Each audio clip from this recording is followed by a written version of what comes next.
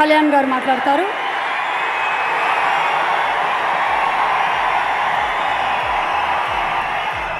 శశి గారిని వేదిక మీదకి ఆహ్వానిస్తున్నాము.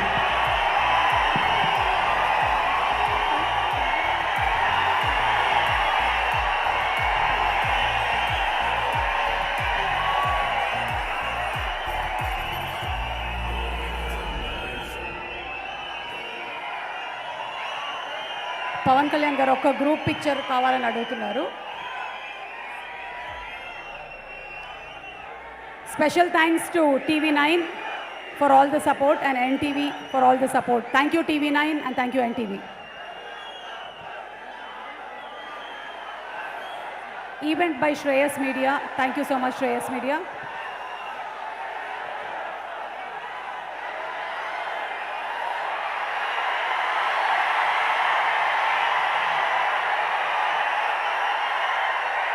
బ్రో కార్యక్రమానికి వచ్చిన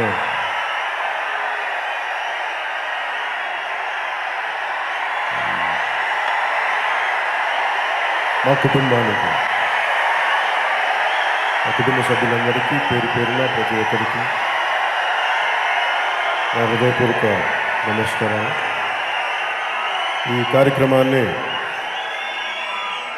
ప్రసార మాధ్యమాల ద్వారా, సామాజిక మాధ్యమాల ద్వారా వీక్షిస్తున్న ప్రతి ఒక్కరికి బ్రో సినిమా తరఫున అందరికీ నా హృదయపూర్వక నమస్కారాలు.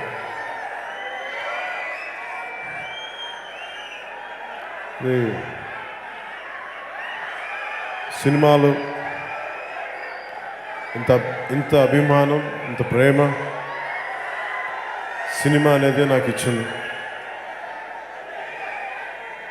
ఈ సినిమాలోకి రాకముందు నుంచి బ్రహ్మానందంగా నన్ను చూస్తూ ఉండేవాళ్ళు. నాకు ఒకసారి ఇంత అభిమానం, ఇంత ప్రేమ,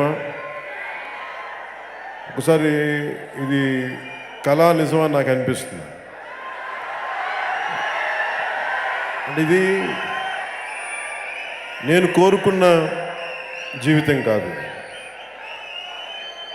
భగవంతుడు నాకు ఇచ్చిన జీవితం, నాకు ఇవ్వబడ్డ డెస్టినీ అది. సో ఏ రోజు కూడా చాలా చిన్న జీవితాన్ని బతకాలనుకున్నాను తప్ప ఒక నటుడు అవ్వాలని, మిగతా విధంగా పొలిటిక్స్లో కూడా ఉంటానని నేను ఎప్పుడు ఊహించలేదు. కానీ ఇంత అశేష అభిమానం, ప్రేమ ఉన్నప్పుడల్లా నేను ఒకసారి మీ పట్ల నాకున్న అభిమానం కానీ, ప్రేమ కానీ నేను మాటలతో చెప్పలేను, మాటలతో వర్ణించలేను. మాటలు చాలా చిన్నవి నాకు. సో నా అణువున మీరు ఇచ్చిన ఈ ప్రేమ, ఈ అభిమానం, సముద్రకాని గారు చెప్తున్నట్టుగా ఎంతసేపు సమాజాన్ని నుంచి తీసుకోవడం కాదు, సమాజానికి ఏదైనా ఇవ్వాలి. ఈ సినిమా నేను ఇన్ని సినిమాలను ఇప్పుడు చేస్తున్నా కానీ ఎంతో కొంత ఒక సమాజానికి ఉపయోగపడే ఒక చిన్నపాటి ఆలోచన ఉంటే బాగుంటుందని కోరుకున్నాను. ఇది చాలా సంపూర్ణమైన సినిమా. సముద్రకాని గారు దీన్ని ఆయన దర్శకత్వంలో రావటం. ఈ సినిమా చాలా ప్రత్యేకమైన పరిస్థితుల్లో వచ్చింది. కరోనా సమయంలో అటు పాలిటిక్స్లోకి తిరగలేక మధ్యలో కేవలం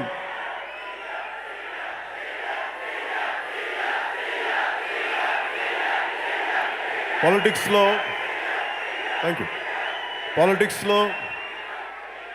ఏమీ చేయలేని పరిస్థితుల్లో కరోనా సమయంలో ఉన్నప్పుడు మన ప్రముఖ దర్శకులు, సన్నిహితులు, మిత్రులు త్రివిక్రమ్ శ్రీనివాస్ గారు నాకు ఫోన్ చేసి సముద్రకాని గారు ఉన్నారు, ఆయన ఒక కథ విన్నాను, నేను చిన్న ఒక టూకీగా విన్నాను, నేను ఇంకా సినిమా చూడలేదు, దాంట్లో చూస్తే వద్దు అసలు ఈ సినిమా పాలిటిక్స్ అక్కడ వదిలేదు, ఈ సినిమాగా చూడండి.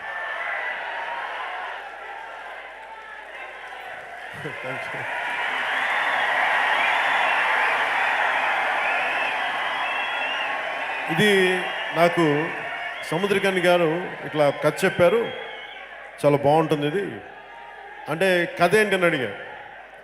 నేను ఎప్పుడు త్రివిక్రమ్ గారిని కానీ దర్శకుడిని కూడా రచయితని సంపూర్ణంగా నమ్మేస్తాను.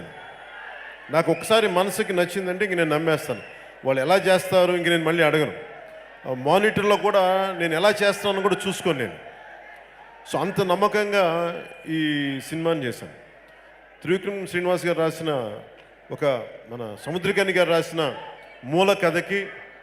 మూల కథా రచనకి త్రివిక్రమ్ శ్రీనివాస్ గారు సరికొత్త స్క్రీన్ ప్లే అందించడం, ముఖ్యంగా మీ అందరినీ అభిమానాన్ని దృష్టిలో పెట్టుకొని ఒక పవన్ కళ్యాణ్ అనే ఒక హీరోని అభిమానులకి ఎలా నచ్చితే అంటే ఎలా చేస్తే బాగుంటుంది వీటన్నిటిని దృష్టిలో పెట్టుకొని ఆయన డెవలప్ చేసిన స్క్రీన్ ప్లే చాలా బాగా చేశారు. ఇది ఆలోచిస్తున్నప్పుడు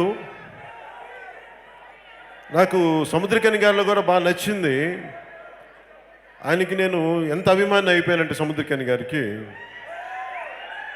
అంటే ఎందుకంటే చాలామందికి మనందరికీ కూడా తెలుగు భాష మీద మనకి చదవడం రాదు, చాలామందికి సరిగ్గా పలకటం రాదు. అది టింగ్లీష్ మాట్లాడుతాం అందరం. నేను కూడా సరిదిద్దుకుంటా ఉంటాను ఇప్పటికీ. అంటే అటు పూర్తిగా తెలుగు రాదు మనకి, అటు అందరికీ కాదు, అట్లీస్ట్ నాలాంటోడికి అటు పూర్తిగా తెలుగు రాక, అటు పూర్తిగా ఇంగ్లీష్ రాక, బ్రిటిష్ వాళ్ళు వచ్చి వెళ్ళిపోయినా కానీ ఏ భాష మాట్లాడాలో ఇంకా తెలియక ఒక వాక్యం సంపూర్ణంగా ఒక 10 వాక్యాలు పరిపూర్ణమైన తెలుగులో మాట్లాడలేం. మధ్యలో 4-5 ఇంగ్లీష్ పదాలు ఇవన్నీ మాట్లాడి నాకే విసుగొస్తుంది. అలాంటి నన్ను నేను సరిదిద్దుకుంటా ఉంటాను. మన మాతృభాష చాలా బలంగా ఉండాలని. అలాంటిది సముద్రకని కానీ మనం ఎందుకు ఒక బలంగా ఆయనకి మనకి అభివందనం చేయాలంటే మన భాష కాదు, ఆయన తమిళనాడు నుంచి వచ్చిన డైరెక్టర్. మన భాష కాదు, మన తెలుగు కాదు, మన యాస కాదు. మొదటి రోజు స్క్రిప్ట్ రీడింగ్కి నేను వెళ్తా ఉంటే ఆయన చదువుతూ ఉన్నారు. ఏదో ఒక స్క్రిప్ట్ ఉంటే నేను అనుకున్నా అందరిలాగా ఆయన తమిళ్లో రాసుకున్నారు, ఇంగ్లీష్లో రాసుకున్నారు. చూస్తే తెలుగు స్క్రిప్ట్ చదువుతూ ఉన్నారు. తెలుగు స్క్రిప్ట్ నాకు అనిపించింది, నేను కలగంటున్నానా నిజంగానా అంటే, సార్ మీకు తెలుగు వచ్చా అని అడిగా. అంటే లేదు సార్, లాస్ట్ 6 months నుంచి 1 year నుంచి నేర్చుకుంటున్నానండి, మీతో సినిమా చేస్తామని చెప్పి చదవటం నేర్చుకున్నాను. నాకు నిజంగా ఆయనకి ఈరోజు మాటిస్తున్నా, మీరు మా తెలుగు నేర్చుకున్నారు కాబట్టి నేను ఇప్పుడు తమిళ్ మాట్లాడగలను. తమిళ్ నేర్చుకొని ఒకరోజు మన తమిళనాడులో నేను స్పీచ్ ఇస్తాను అనుకుంటా. తిరుక్కురల్ అంటే తమిళ్ నేర్చుకుని తిరుక్కురల్ చెప్పాలని నాకు చాలా ఇష్టం. అందుకని సముద్రకని గారికి మీరు మా తెలుగు భాష నేర్చుకుని మా కనువిప్పు కలిగించారు. మీరే ఇంత ప్రేమించి మీరు మా భాషను నేర్చుకుంటే ఇంకా మేము ఎంత మా మాతృభాషను మేము ఎంత గౌరవించాలి, ఎంత నేర్చుకోవాలో మాకు చెంపపెట్లా అనిపించింది. నాకు మీరు నేర్పించిన ఈ పాఠం నాకే కాదు, తెలుగు రాని ప్రతి ఒక్కరికి తెలుగు మాతృభాష అయ్యుండి తెలుగు నేర్చుకొని ప్రతి ఒక్కరికి మాలాంటి వాళ్ళందరికీ కూడా మీరు నేర్చుకొని మరి మాకు చూపించడం మా అందరికీ కనువిప్పు. ఇది ఎందుకంటే మన భాషలో ఒక గొప్ప దర్శకులు ఎందుకు అవుతారు, ఒక గొప్ప కథకులు ఎలా అవుతారు, ఒక గొప్ప స్క్రీన్ ప్లే రైటర్స్ ఎలా అవుతారు, వారి భాషల్లో వారి మాతృభాషలో ఉన్నంత బలం, సాహిత్యం, దాని తాలూకు అంతర్లీనంగా వాళ్ళ ప్రదేశాల తాలూకు మీద పట్టు అది సాహిత్యంలోనే దొరుకుతుంది. అలాంటి తెలుగు సాహిత్యం తాలూకు విలువ మనం తెలుసుకుంటే చాలా గొప్ప సినిమాలు దిగాం, చాలా గొప్ప సినిమాలు దిగాం. అంటే ఆయన తమిళనాడులో అక్కడ ఉన్న లిటరేచర్, సాహిత్యం అవి నేర్చుకోవడం వల్ల ఆయనకు వచ్చిన బలం ఒక కొత్త కథను చెప్పగలిగారు. నాకు నిజంగా మనస్ఫూర్తిగా నేను మీకు సముద్రకని గారికి మనస్ఫూర్తిగా నా ధన్యవాదాలు తెలుపుకుంటున్నాను ముందు దీనికి. అలాగే ఇందాక వారు చెప్పినట్టుగా ఇది నేను కనీసం ఒక 50 నుంచి 70 రోజులు చేయాల్సినంత సినిమా. అలాంటిది నేను చెప్పాను నాకు అంటే నాకు మనసు ఎలా ఉంటుందంటే ఒకసారి ఈ పొలిటికల్ మైండ్ సెట్కి వెళ్ళిపోయాక సినిమాలు ఇష్టం, సినిమా అంటే ప్రేమ, సినిమా అంటే, కానీ సమాజం నాకు బాధ్యత. నాకు సినిమా అంటే చాలా ప్రేమ. మేబీ నేను గొప్పగా మన ఏమంటుందని జూనియర్ ఎన్టీఆర్ గారిలో నేను గొప్పగా డ్యాన్సులు చేయలేకపోవచ్చు, రామ్ చరణ్ లాగా చాలా గొప్పగా డ్యాన్సులు చేయలేకపోవచ్చు, వాళ్ళలాగా చేయలేకపోవచ్చు, ప్రభాస్ గారిలాగా బలమైన కొన్ని సంవత్సరాలు కష్టపడి దగ్గుబాటి రాణా గారిలాగా చేయలేకపోవచ్చు.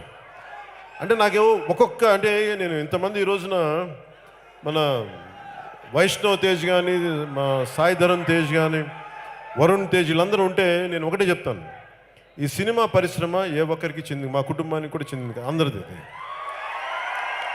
చాలాసార్లు పదే పదే చెప్తా ఉంటాను నేను, ఈ పరిశ్రమ అనేది ఎవరైనా సరే మీలో నుంచి చూసే వాళ్ళలో నుంచి కోట్లాది మందిలో ఎవరైనా సరే మీరు బలంగా అనుకుంటే మీరు సాధించగలరు. ఇది ఒక్కరికి సంబంధించిన పరిశ్రమ కాదు, ఇది మీరు నమ్మాలి. అది రాజకీయం కానీ సినిమా కానీ ఏదైనా సరే ఒక్కరికి చెందింది కాదు. అందుకే నేను ఎప్పుడు ఇది గొప్పగా చెప్పుకోవడానికి ప్రయత్నించను. ఎందుకంటే అన్నయ్య చిరంజీవి గారు కూడా మీరు ఆలోచించాల్సిన ఆయన కూడా చాలా సగటు దిగువ మధ్యతరగతి కుటుంబాల నుంచి వచ్చిన వాళ్ళు. మేమందరం దిగువ మధ్యతరగతి కుటుంబాల నుంచి వచ్చిన వాళ్ళు. మా అందరికి ఎలా ఉంటుందంటే మాకెవరు అండాదండాలు లేరు. అలాగే చిరంజీవి గారు మెగా స్టార్డమ్ సాధించిన తర్వాత నన్ను అడిగారు, నువ్వు హీరో అవుతావు అంటే నాకు భయం వేసింది. నా ఊహల్లో హీరో అంటే చిరంజీవి గారు తప్ప ఇంకెవరు లేరు. నాకు మేబీ నా కృష్ణ గారు ఇష్టం అంటే కృష్ణ గారు ఉన్నారు మైండ్లో, ఎన్టీ రామారావు గారు వీళ్ళందరూ పెద్ద నాగేశ్వరరావు గారు పెద్ద నటులు ఉన్నారు, వీళ్ళందరూ ఉన్నారు. కానీ నేను ఎప్పుడు నన్ను ఊహించుకోలే. నా ఊహ అంతా ఏంటంటే ఏదైనా ఒక చిన్నపాటి ఉద్యోగం చేసి ఎక్కడైనా దూరంగా పొలంలో పని చేసుకో, అంతకుమించి నాకు వేరే కోరికలు లేవు. కానీ నాకున్న సాహిత్యం ఇష్టం, పుస్తకాలు చదవటం, లేదంటే మార్షల్ ఆర్ట్స్, వీటన్నిటి వల్ల ఏదైనా చేస్తామని అడిగితే నేను ఊహించుకోలేకపోయాను. దాన్ని మనస్ఫూర్తిగా బ్రేక్ చేసింది మా వదిన గారు. అంటే మనకేమనిపిస్తుంది, మనం నమ్మేవాళ్ళు ఒకళ్ళు కావాలి. పర్లేదు బాగానే ఉంటే చెయ్యండి. నేను మొన్న ఎగ్జాంపుల్ చెప్తా ఉన్నా, సుస్వాగతం షూటింగ్కి వెళ్ళి అంటే ఎలాంటి ఇబ్బందులు పడతానంటే వైజాగ్ జగదాంబ సెంటర్లో అది కమ్ వెల్కమ్ పలికిన సమ్ పాట ఏదో ఉంది. జగదాంబ సెంటర్లో నన్ను ఒక డబుల్ టై ఒక బస్సు మీద పైకి ఎక్కించి డ్యాన్స్ చేయమన్నారు. ఆ రోజు నేను చచ్చిపోయాను. ఆ రోజు ఏడుపు వచ్చేసింది. అంటే సిగ్గు, నాకు 10 మంది ముందు యాక్ట్ చేయాలంటే, మాట్లాడాలంటే సిగ్గు. మా వదినికి ఫోన్ చేసి చెప్పా, నువ్వు నన్ను ఎందుకు అనవసరంగా ఎగదూసావు, నువ్వు శుభ్రంగా వదిలేస్తుంటే ఎక్కడో మారుమూల ఎవరికీ కనిపించకుండా బతికేసేవాడిని కదా. ఆ రోజు మా వదిన చేసిన తప్పు నన్ను ఈరోజు మీ ముందు ఇలా నిలబెట్టింది. మా వదినే కనుక అలా తప్పు చేయకుండా కానీ ఉండుంటే నా పార్టీకి నేను చాలా చిన్న జీవితం గడుపుకుంటేవాడిని. మా వదిన చేసిన ద్రోహం ఈ రోజున మాటలు వర్ణించలేను. సరదాగా చెప్తున్నప్పటికీ నేను ఎందుకు చెప్తున్నానంటే, నాలాంటి వాడే నేను ఒకటే పెట్టుకున్నాను, చిరంజీవి గారు కష్టపడి సాధించుకున్నారు. నేను చిరంజీవి గారి తమ్ముడిని అయితే I will never take it for నేను గ్రాంటెడ్గా తీసుకునేది. నేను కష్టపడాలి. ఆయన 10 కష్టపడితే నేను దానికి మించి కష్టపడాలి తప్ప నేను ఏది గ్రాంటెడ్గా తీసుకోకూడదని నిర్ణయించుకొని ఒళ్ళు పగలగొట్టి చేసుకున్నాడు. నాకు అంతమించి వేరే తెలియదు. మొరటి మనిషిని నేను, అది తెలియదు. మేము సన్నగా సున్నితంగా కనిపిస్తానేమో కానీ నేను చాలా మొరటి మనిషిని. నేను ఓ చిన్నపాటి రైతుని నేను లోపల. సో నాకేమనిపిస్తే అలా చేసుకుంటూ వెళ్ళిపోతే నాకు తెలిసిందల్లా త్రికరణ శుద్ధిగా పనిచేయటం. ఆ త్రికరణ శుద్ధిగా పనిచేయటం ఈరోజు నన్ను మీ ముందు ఇలా నిలబెట్టి ఇంత మీ అందరి కోట్లాది మంది అభిమానాన్ని చూరగొనేలా చేస్తుంది. వైష్ణవ్ తేజ్, వరుణ్ తేజ్ కానీ, సాయి ధరమ్ తేజ్కి వీళ్ళందరికీ ఒకటే నేను చెప్పింది, ఇది మనం we'll never take it for, మనం ఏది కూడా గ్రాంటెడ్గా తీసుకోవద్దు. ఇది మనకు సంబంధించింది, ఎవరు గ్రాంటెడ్గా తీసుకోవద్దు. అందరూ కష్టపడి పనిచేద్దాం. ఎవరైనా సరే ఈ పరిశ్రమ మనం అందరినీ ఆహ్వానించి తగ్గాలి. మన ఒక్కళ్ళది కాదు ఇది. మనం కష్టపడదాం, అందరిలా కష్టపడదాం. మనకి ఓటములు ఉంటాయి, మనకి గెలుపులు ఉండొచ్చు, జయాభుజాలు ఈక్వల్గా చేసుకుందాం అని చేస్తే ఈ రోజున ఒక కుటుంబంలో వచ్చారంటే అందరికీ చాలామందికి ఇబ్బందిగా ఉండొచ్చు. ఇంతమంది ఒక సినిమాలు ఉన్నారంటే మేమందరం కరెక్ట్గా చెప్పాలంటే గొడ్డు చాకరీ చేస్తాం. మేము ఒళ్ళు దెబ్బలు తినడం, కడుపులు మార్చుకుంటాం, నష్టాలు వస్తే తీసుకుంటాం. కానీ అందరినీ చూసి అభిమానం అంటే ఆనందింపచేసేలా సినిమాలు ఎలా ఉండదు దానికోసం నిరంతర ప్రయత్నం చేస్తూ ఉంటాం. సో మేమే చేయగలిగినప్పుడు నా ఉద్దేశం ఏంటంటే మేమే చేయగలిగినప్పుడు ఒక దిగువ మధ్య తరగతి కుటుంబాల నుంచి వచ్చిన మేమే చేయగలిగినప్పుడు మీరందరూ ఎందుకు సాధించలేరు? ఏదనుకుంటారు? It is quite possible. So అంటే ఇది అలాగే నాకు ఈ సినిమా చాలా ప్రత్యేకమైంది. నా సన్నిహితులు, నా మిత్రులు అంటే నాకు ఒకసారి జీవితంలో చాలామంది అనుకుంటుంటారు త్రివిక్రమ్ గారు మేము కూర్చోబెట్టి మేము ఇద్దరం ఏం మాట్లాడుకుంటాం మీకు చూస్తే చాలా విచిత్రంగా ఉండదు. మేమిద్దరం మాట్లాడుకునేది will talk about literature and science. ఎందుకంటే ఆయన ఎంఎస్సి న్యూక్లియర్ ఫిజిక్స్ చేసిన ఆయన ఆంధ్ర యూనివర్సిటీ గోల్డ్ మెడలిస్ట్. అంటే చదువుకొని అద్భుతంగా చదువుకొని ఎంఎస్సి న్యూక్లియర్ ఫిజిక్స్ చదివి గోల్డ్ మెడల్ సాధించి సినిమాల మీద మక్కువతో వచ్చేసి ఈ రోజున అత్యంత అద్భుతమైన దర్శకుడిగా, స్క్రీన్ ప్లే రచయితగా, కథా రచయితగా ఉన్నాం. అలాంటి వ్యక్తికి మనస్ఫూర్తిగా ఈ రోజున మీ అందరి సముఖంగా ప్రత్యేకించి పేరు పేరున ధన్యవాదాలు తెలుపుకున్నాను త్రివిక్రమ్ శ్రీనివాస్ గారు. అంటే ఆయనతో ఉంటే ఆయన అంటే అందరికీ తెలియదు, ఆయన తెలుగే అనుకుంటారు కానీ ఆయన సంస్కృతంలో మహా పండితుడు. ఆయన హిందీ ఒక సంస్కృతమే కాదు, హిందీలో కూడా చాలా బలమైన పట్టున్న వ్యక్తి. హిందీ లిటరేచర్ మీద కానీ వీటి మీద కానీ. సో ఇవి అంటే నాకేమనిపిస్తుంటే మనం నీ స్నేహితులను చూపించి నువ్వేంటో నేను చెప్తానని ఉంటాను. సో నాకు నిజంగా త్రివిక్రమ్ శ్రీనివాస్ గారు స్నేహితులు ఎందుకు మనస్ఫూర్తిగా నేను ఆనందిస్తాను. అంటే నాకు ఆయన గురుస్థానంలో పెడతాను. ఎందుకంటే నాకు చాలా విషయాలు తెలియవు. పురాణాల గురించి కానీ, మన సాహిత్యం గురించి కానీ, ఒక విశ్వనాథ సత్యనారాయణ గురించి కానీ, లేదంటే గుర్రం జాషువా గారి గురించి కానీ, ఇవన్నీ అనర్గళంగా మాట్లాడగలిగే ఒక మహాపండితుడు ఆయన. ఈరోజు చిత్ర పరిశ్రమలో తెలుగు భాష మీద మక్కువ, తెలుగు మాతృభాష మీద మక్కువ వచ్చిందంటే త్రివిక్రమ్ గారు లాంటి వ్యక్తులు కొత్త తరానికి ఒక మార్గనిర్దేశకం చేశారు. ఆయన్ని ప్రేరణగా తీసుకొని చాలామంది మరింత సరికొత్త యువ రచయితలు రావాలని చెప్పి మనస్ఫూర్తిగా నేను కోరుకుంటూ, అలాగే ఈ సాహిత్యపు విలువలు ఉన్న మరింత యువ రచయితలు వచ్చి తెలుగు పరిశ్రమని ఈ రోజున రాజమౌళి గారు లాంటి పెద్దలు హాలీవుడ్ దాకా తీసుకెళ్లారు. వారు తీసుకెళ్ళింది ఈ రోజున వచ్చే తరం కూడా దీన్ని నిరంతరంగా కొనసాగించాలి. ఒకసారి వరద ఎలాగ స్టార్ట్ అయిందో అది నాటు పాటతోటి కానీ, లేదంటే ఆర్ఆర్ఆర్ సినిమాతో కానీ ప్రతి ఒక్కరూ దీన్ని ప్రేరణగా తీసుకొని నిరంతరం దీన్ని కొనసాగించాలి మనస్ఫూర్తిగా కోరుకున్నాను.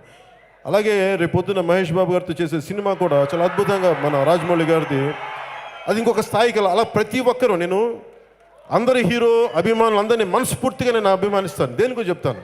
అందరి హీరోలు ఎందుకు ఇష్టం అంటే నాకు వాళ్ళెవరు దోపిడీలు చేయరు, ఎవరు వస్తువులు తీసుకోరు, కష్టపడతారు. ఒక్కొక్క హీరో సినిమా చేస్తే తక్కువలో తక్కువ కనీసం ఒక పెద్ద హీరో కానీ చిన్న హీరో ఎవరు సినిమాలు చేసిన ఆన్ యావరేజ్ కనీసం సరాసరి 200 నుంచి 300 మందికి తిండి దొరుకుద్ది, ఉపాధి దొరుకుద్ది, వాళ్ళ ఇల్లు గడిపితే కుటుంబాలు. అంటే చూసుకోండి, కనీసం ఒక హీరో సినిమా చేస్తే 1000 మంది 1200 మంది జిఎస్టీ కడతారు, ట్యాక్స్లు కడతారు.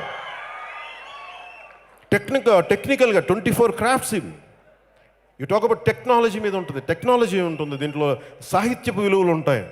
1 కాదు 2 కాదు. సో అందుకు నాకు హీరోస్ అంటే వ్యక్తిగతంగా నాకు చాలా గౌరవం. ఎందుకంటే వీళ్ళెవరు కష్టపడతారు, వీళ్ళందరూ ప్రతి ఒక్కరు. చిన్న హీరో దగ్గర నుంచి నాకు చిన్న పెద్ద ఉండదు, అందరూ కష్టపడే హీరోలు. చిన్న పెద్ద అనేది సక్సెస్ని బట్టి మన భావం తప్ప నాకైతే అందరూ చాలా ఉన్నతమైన వ్యక్తులు, అందరూ కష్టపడే వ్యక్తులు మనస్ఫూర్తిగా కోరుకుంటాను. అలాగే కానీ సినిమా చేసేటప్పుడు నేను మిగతా వాళ్ళకంటే పెద్ద హిట్ కొట్టాలని కోరుకుంటాను. అది కూడా చెప్తాను. నేను అక్కడ అస్సలు కాంప్రమైజ్ అవ్వను. అస్సలు సినిమా బాగా చేసేటప్పుడు ఆ కాంపిటేటివ్నెస్ లేకపోతే మళ్ళీ మనం వెనకబడిపోతాం. కాంపిటేటివ్నెస్ ఉండాలి, కానీ అది ఎక్కడ దాకా అంటే సినిమా బాగా చేసేవారికి. ఇప్పుడు బాహుబలి లాంటి సినిమా లేదంటే ఆర్ఆర్ లాంటి సినిమా వస్తే హిట్ అయితే ఒక తెలుగు చిత్ర పరిశ్రమలో ఒక భాగస్వామిగా నాకు చాలా ఆనందం ఉంటుంది. నాకేముంటుంది పోటీ, మనం కూడా అలాంటి వాళ్ళు కొడితే బాగుంటుంది అనిపిస్తుంది నాకు. కాకపోతే నాకు సంపూర్ణంగా సినిమాలు ఉండంటే వేరే పరిస్థితి ఏమో, కానీ నాకు ఆ మైండ్ సెట్ లేదు. కానీ దాని బదులు ప్రతి ఒక్కరూ ఇంకెవరు సాధించినా నాకు ఆనందం. ఎందుకంటే ఇది ప్రతి ఒక్కరూ దీన్ని విజయం సాధించాలి. ప్రతి ఒక్కరు విజయం సాధించాలి. కాంపిటేటివ్నెస్ పోకుండా, స్నేహభావం పోకుండా తెలుగు చిత్ర పరిశ్రమ ఉండాలని మనస్ఫూర్తిగా నేను కోరుకుంటున్నాను. కాంపిటేటివ్నెస్ ఉండాలి. ఎందుకంటే దానివల్ల క్వాలిటీ పెరుగుద్ది. దానివల్ల ఎకానమీ, ఆర్థిక అభివృద్ధి ఉంటుంది, కొత్త ఆలోచన ధోరణి ఉంటుంది. అలాగే తెలుగు చిత్ర పరిశ్రమ అంటే, నేను తెలుగు చిత్ర పరిశ్రమలో ఉండే పెద్దలందరూ కూడా ఎందుకు గౌరవిస్తానంటే, రచయితల్ని కానీ తెలుగు చిత్ర పరిశ్రమ తనవాడ మనవాడ చూడదు. అందరూ సినిమా కోసం పనిచేస్తారా లేదా అని చూస్తారు. సముద్రకని గారు మన తెలుగువాడు కాకపోవచ్చు, కానీ మనవాడు, మన తెలుగు సినిమా తీసిన తమిళనాడుకి చెందిన మన భారతీయుడు, నేను ఇట్లాగే చూస్తాను. అంటే ఎందుకు మన చిత్ర పరిశ్రమ అంటే సుజిత్ వాసుదేవన్ గారు తీసుకోండి. సుజిత్ వాసుదేవన్ గారు ఈ సినిమాకి డైరెక్టర్ ఆఫ్ ఫోటోగ్రఫీ. నేను 21 రోజుల్లో చేయగలిగాను సముద్రకని గారి ప్లానింగ్తో. అంటే వాళ్ళిద్దరి కాంబినేషను, నేను బయట ఆంధ్రాలో తిరగడానికి, లేదంటే పాలిటిక్స్లో ఇక్కడ మనం తిరగడానికి, కొండగట్టెలు ఎక్కడ తిరగడానికి, వాళ్ళిద్దరూ కనుక నాకు నా సమయాన్ని సద్వినియోగం చేయకుండా ఉండుంటే నేను ఇంకా సినిమా చేస్తూనే ఉండేవాడిని, ఇదే సినిమా. అందుకని మనస్ఫూర్తిగా మా అందరి తరపున మీకు నేను ప్రత్యేకించి ధన్యవాదాలు తెలుపుకుంటున్నాను.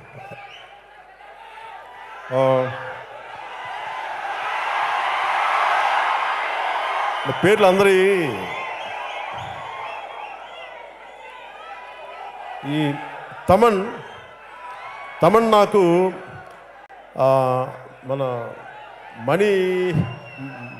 మణిశర్మ గారి దగ్గర పనిచేస్తున్నప్పటి నుంచి, సంగీత దర్శకులు మణిశర్మ దగ్గర పనిచేస్తున్నప్పటి నుంచి, సహాయకులుగా ఉన్నప్పటి నుంచి తను ఆల్మోస్ట్ నాకు టీనేజ్ నుంచి తెలుసు నాకు. అలాంటి తమన్ నాకు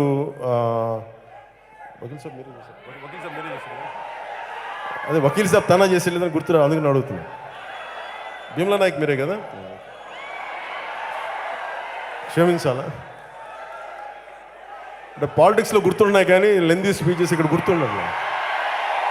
సో ఇది ఒక హ్యాట్రిక్ ఫిలిం నాకు మా తమన్ 3 సినిమాలు వరుసగా ఈ వకీల్ సాబ్, భీమ్లా నాయక్, బ్రో సినిమా చేయడం మనస్ఫూర్తిగా తమన్కి నా కృతజ్ఞతలు తెలియజేస్తాను. అలాగే ఈ సినిమా ప్రొడక్షన్ డిజైనర్ ఏఎస్ ప్రకాష్ గారికి కూడా మనస్ఫూర్తిగా నా కృతజ్ఞతలు తెలియజేస్తున్నాను. ఈ పాటలు బాగా రాసిన రామ్ జోగయ్య శాస్త్రి గారికి, కాసర్ల శ్యామ్, కళ్యాణ్ చక్రవర్తి గారికి కూడా మనస్ఫూర్తిగా నా ధన్యవాదాలు తెలుపుకుంటున్నాను.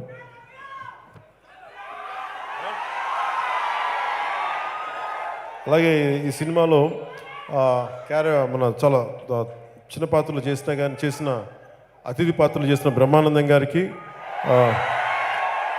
రాజా గారికి, అలాగే మన సోదరుడు పృథ్వీ గారికి కూడా నేను మనస్ఫూర్తిగా నా కృతజ్ఞతలు తెలియజేసుకుంటా ఉన్నాను.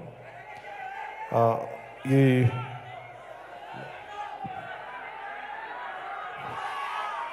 చిత్ర పరిశ్రమ ఈ సినిమాలో పనిచేసిన కేతికి శర్మ గారికి, ప్రియా ప్రకాష్ వారియర్ గారికి, మేడం రోహిణి గారికి, ఉర్వశి రౌతుల్లా గారికి మనస్ఫూర్తిగా నా హృదయపూర్వక, దేవిక గారికి, అలీ రాజా గారికి మనస్ఫూర్తిగా నా ధన్యవాదాలు తెలుపుకున్నాను. అలా తనికెళ్ళి భరణి గారికి, సూర్య శ్రీనివాస్, ఆర్కాన్ అండ్ రాజా సూర్య నాయర్ గారికి మనస్ఫూర్తిగా నా ధన్యవాదాలు తెలుపుకుంటున్నాను.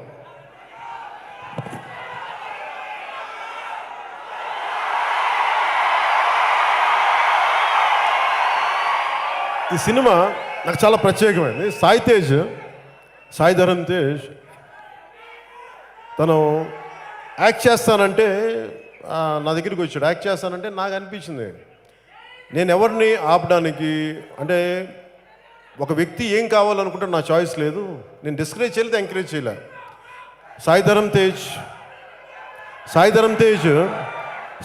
తేజ్ యాక్ట్ చేస్తానంటే నేను ఎంకరేజ్ చేయాలా డిస్కరేజ్ చేయాలి. I put him to test, పరీక్షకు పెట్టాను. నీ శక్తి ఏముందో నాకు తెలియదు, నేను ఎవరిని జడ్జ్ చేయడానికి. ఒకరిలో ఎంత శక్తి ఉంది, వాళ్ళు ఏమవుతారు, నేను ఎవరిని జడ్జ్ చేయడానికి. కానీ నేనేం చేశానంటే, నేను మా అక్క బిడ్డగా నేనేం చేయగలిగాను, నేను తనని ఒక యాక్టింగ్ స్కూల్కి జాయిన్ చేయగలిగాను, కొంత గైడెన్స్ ఇవ్వగలిగాను. అయితే మిగతా నువ్వు పడంటే నేను ఒక్క ఫిల్మ్కి ఒక్క దర్శకుడు కూడా నేను రికమెండ్ చేయలేదు. చౌదరి గారు కూడా తనే చూసి నచ్చి ఇదే శిల్పకళా వేదికల మూల ఎక్కడ కూర్చుని మీ ఫంక్షన్కి వచ్చాడు, మీ సాయిధరం తేజ్ తీసుకుంటాను, తన సొంత కష్టం మీద వచ్చాడు. కానీ సాయిధరం తేజ్ యాక్సిడెంట్ అయిన వెంటనే నేను ఎక్కడ ఇంట్లో నేను త్రివిక్రమ్ గారు కూర్చొని ఉన్నాం. త్రివిక్రమ్ గారికి ఫోన్ వచ్చింది. నేనంటే ఫోన్ యాక్సెసిబుల్లో ఉన్నా కాబట్టి తనకి ఫోన్ చేశారు. ఫోన్ చేసి ఇట్లా యాక్సిడెంట్ అయింది, రోడ్డు మీద పడిపోయాడంట ఇట్లా అంటే నేను వెళ్ళి చూశాను. చూస్తే అతను కోమలాకి వెళ్ళిపోయాడు. ఈ సినిమా చాలా రెలవెంట్ అనమాట, రియల్ లైఫ్లో జరిగిన దానికి, నిజ జీవితంలో జరిగిన దానికి ఈ సినిమాకి. వెళ్ళి కూర్చుంటే స్పృహలో లేడు. డాక్టర్స్ మాట్లాడుతుంటే తీసుకెళ్తే ఇంకో 24 అవర్స్లో బయటకు వచ్చేస్తారని చూస్తే రావట్లేదు బయటికి. నాకు చాలా నిస్సహాయత వచ్చింది. పాపం అప్పటికి తను రక్షించిన మన ఇస్లాం సమాజానికి చెందిన ఎవరో పాపం ఒక కుర్రాడు రక్షించాడు. పేరేంటి? సో అబ్దుల్ సాయిద్ ఫరాన్ అని చెప్పి పాపం ఒక అబ్బాయి రక్షించాడు. అంటే ఎందుకు కులం మతం ప్రాంతం దాటి మాట్లాడతానంటే, సహాయం ఎవరి దగ్గర నుంచి వస్తుందో తెలియదు. మన మతమా, మన కులమా, మన ప్రాంతమా అని రాదు మనకి. అందుకని నేను జాషువా విశ్వనరుడు అంటే మనం పెట్టుకున్న ఈ పరిమితులకు అతీతంగా ఉండాలి మనిషి. మానవత్వం చాలా ముఖ్యం మనకి. సో మానవత్వం మనం నడిపిస్తే తప్ప కులం ప్రాంతం అవన్నీ మనకి ఇవ్వబడ్డాయి, మనం కోరుకున్నావు కావాలి. సో అలాగా మన సాయి తేజ్ని తను రక్షించినప్పుడు నాకు నిజంగా అబ్బాయి ఈ రోజుకి నేను చెప్పాలనుకుంటున్నాను, మనస్ఫూర్తిగా ఈరోజు తేజ్ ఇక్కడ ఉన్న సినిమా చేస్తున్నాడంటే మీ అందరి సమ్ముఖంగా అబ్దుల్ ఫరాన్కి నేను మనస్ఫూర్తిగా నా కృతజ్ఞతలు తెలియజేసుకున్నాను. ఎందుకంటే మీలాంటి వాళ్ళు స్పందించి తేజ్ని, ఎవరో పడిపోయాడు, బైక్లో వెళ్తా ఉన్నాడు అబ్బాయి, స్పీడ్ కూడా కాదు, జారిపోయింది, ఇసుకేశారు. మీకు తెలుసు కదా రోడ్లు ఎలా ఉంటాయి, సరిగ్గా వేయరని. ఇక్కడ అంటే ఆ రోడ్లు కాదు చెప్పింది, క్లీన్ చేయలేదు రోడ్లని. సో తేజ్ పడిపోతే అబ్దుల్ ఫరాన్ రక్షించి, నాకు ఇలాంటి చిన్న చిన్న మూమెంట్స్ అందరూ వదిలేస్తారు, ఇది మనకు జరిగిందిలే అని చెప్పి. నేను అబ్దుల్ ఫరాన్ లాంటి వాళ్ళని నేను ఎప్పుడు గ్రాంటెడ్గా తీసుకోను, నా గుండెలో పెట్టుకుంటా. ఆ చేసిన ఒక జెస్చర్, తను చేసిన జెస్చరు సకాలంలో తీసుకొచ్చి అంబులెన్స్ని పిలిపించినందుకు ఈ రోజున తేజ్ మన ముందు ఇక్కడ ఉన్నాడు. సో ఇలాంటి తేజ్కి హాస్పిటల్లో ఉన్నప్పుడు పెద్ద డాక్టర్స్ వచ్చారు, అపోలో హాస్పిటల్ డాక్టర్స్ అందరూ చూసి నాకు ఒకటే అనిపించింది, ఎవరు గ్యారంటీ చెప్పలేకపోతున్నారు. నేను భగవంతుని ఒకటే అడిగాను, పాపం ఇంకా జీవించాల్సిన వాడు వాడిని రక్షించాను. అది ఎట్లా ఉంటుంది, గుళ్ళకి వెళ్ళాం, సినిమాల్లాగా వ్రతాలు నోవులు చేయలేం, ఒక మూల కూర్చొని ఒక మూగ రోదనగా గుండెల్లో కూర్చొని పాపం వాడిని బతికించేలా చేయవా భగవంతుడు, ఇంతకు మించి నేనేం అడగను. అది నేను జగన్మాతని ప్రార్థిస్తాను కాబట్టి జగన్మాతని కోరుకున్నాను. అది చూస్తుంటే పాపం అది నాకెవరు తనని కాదు, రోడ్డు మీద ఎవరు పడిపోయినా, చాలాసార్లు తొలి ప్రేమ లాంటి సినిమాలో ఒకటి పడిపోతే నేనే వెళ్ళి ఈ తెల్ల చొక్కా ఉంటే మొత్తం రక్తం అయిపోయిన సందర్భాలు ఉన్నాయి. నేను చాలాసార్లు రక్షించాను మనిషిని, చాలామంది తెలియకపోయి ఉండొచ్చు. అట్లా నాకు అనిపించింది, అరే పాపం ఇట్లా అంటే డాక్టర్స్ పాపం నిజంగా అహిర్నిస్సులు, అపోలో డాక్టర్స్ అహిర్నిస్సులు కష్టపడి ముందు చేసిన ఇంకో హాస్పిటల్, ఆ పేరు హాస్పిటల్ పేరు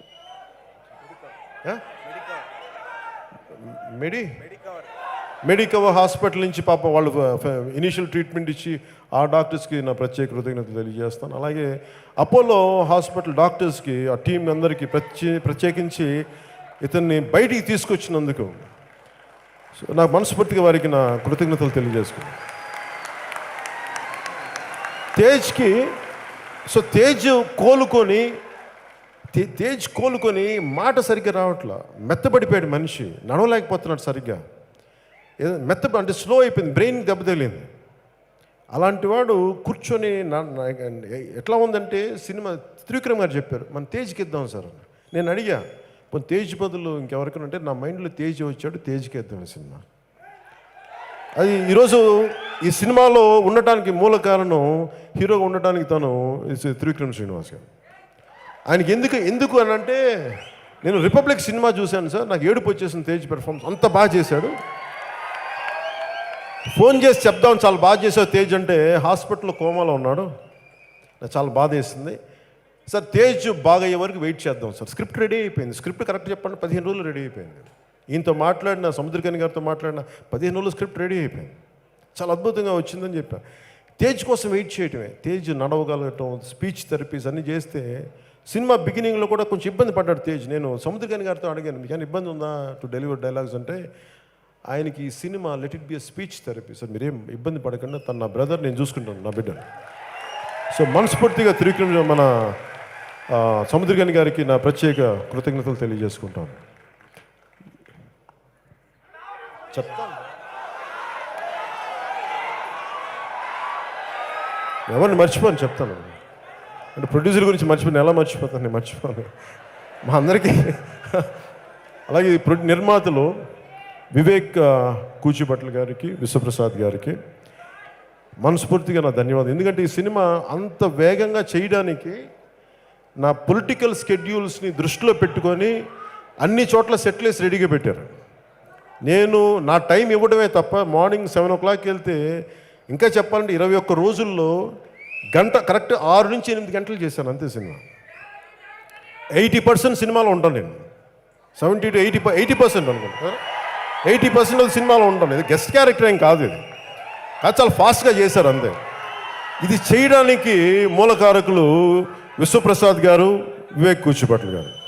అంటే వాళ్ళు ఎక్కడో అమెరికాలో ఉండే విశ్వప్రసాద్ గారు తెలుగు సినిమా మీద అత్యంత ప్రేమ కలిగి వారందరూ దీన్ని ఎంతో ఒక ప్రెస్టీజియస్గా తీసుకొని వరుస విజయాలతో ఉన్న వాళ్ళు ఈ బ్రో సినిమాను కూడా ప్రొడ్యూస్ చేసినందుకు మనస్ఫూర్తిగా పేరున నా హృదయపూర్వక ధన్యవాదాలు తెలుపుతున్నాను. ఈ కార్యక్రమానికి ముఖ్య అతిథిగా వచ్చేసిన శ్రీ మాజీ రాజ్యసభ సభ్యులు, నా సన్నిహితులు శ్రీ టీజీ వెంకటేష్ గారికి కూడా మనస్ఫూర్తిగా నా ధన్యవాదాలు తెలుపుకుంటా ఉన్నాను. ఈ సినిమా నా డ్రెస్ ఒకటి తేజ్గా కాస్ట్యూమ్స్ చేసిన మేడం నీతాలుల్లా గారు అంటే చాలా అంటే నేను నా పెద్ద కాస్ట్యూమ్స్ మీకు తెలుసు కదా, నాకు ఏ డ్రెస్ ఇంట్లో వేసుకుంటే ఇది సరిపోతుంది, నేను అట్లా షూటింగ్ వచ్చేస్తున్నాను. అలాంటి వ్యక్తి నేను. ఆవిడ కూర్చొని ఈ షూ వేసుకోవాలి, ఇట్లాంటిది వేసుకోవాలంటే రియల్ లైఫ్లో చెప్పులు నెల ప్యాంట్ వేసుకుని వచ్చేస్తాను మేడం, నా వల్ల కాదంటే ఆవిడ పట్టుబట్టి ఈరోజు ఇంత ఒక ఫ్యాషన్ స్టేట్మెంట్తో ఈ సినిమా నా డ్రెస్ స్టైల్ ఉంది అంటే ఇట్స్ మేడం నీతాలుల్లా గారి ఆవిడ డిజైనింగ్. So we are grateful to you ma'am, thank you.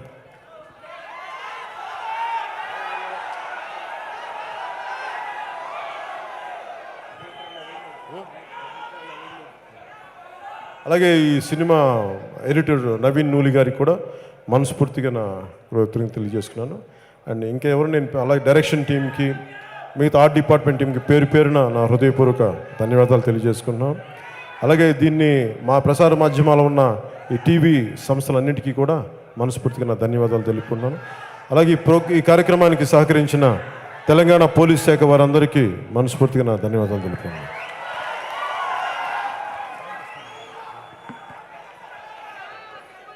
అంటే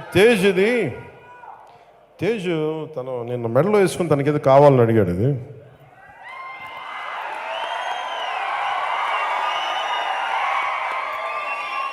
నీతాలుల్లా గారు ప్రత్యేకించి డిజైన్ చేశారు ఇది. సో తేజ్ కదా పండగ చేసుకో.